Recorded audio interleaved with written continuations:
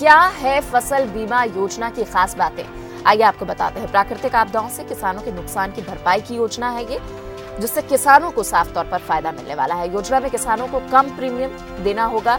Premium की दर घटाकर किसानों को बहुत बड़ी खुशखबरी दी है सरकार ने। क्लेम राशि सीधे किसान के बैंक खाते में आएगी और इसके लिए किसानों का बैंक खाता होना अनिवार्य है। क्लेम की गई राशि का कम से कम 25% हिस्सा मिलने की गारंटी इस योजना के जरिए सरकार किसानों को दे रही है। और वह योजना को पूरे राज्य में कोई एक ही बीमा कंपनी लागू करेगी, यानी सिर्फ एक ही कंपनी के पास ये अधिकार होंगे जो इस योजना को लागू करेगी। बीमा कंपनी खरीफ फसलों के लिए प्रीमियम रेट तय करेगी।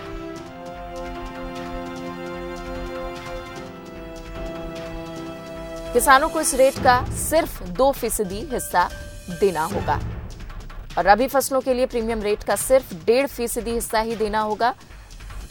ये एक बहुत राहत किसानों के लिए। बागवानी फसलों के मामले में हालांकि 5% प्रीमियम देना होगा किसानों को। योजना में फसल तैयार होने के बाद भी नुकसान की भरपाई होगी। इस योजना से किसानों को इस तरह का लाभ भी मिलेगा। अभी तक सरकारी सब्सिडी की ऊपरी सीमा तय होती थी। ऊपरी सीमा तय होने से नुकसान की पूरी भरपाई नहीं हो पाती थी और जिसकी वजह से किसानों को पूरा लाभ नहीं मिल पाता था।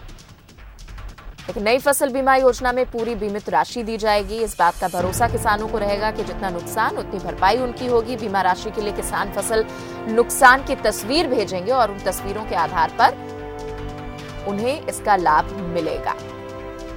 तो तस्वीर भेजने से किसानों को जल्द बीमा राशि उपलब्ध कराई जा सकेगी, क्योंकि तस्वीरों से यह आकलन करना आसान हो जाएगा कि किस तरह का नुकसान किसानों को हुआ है।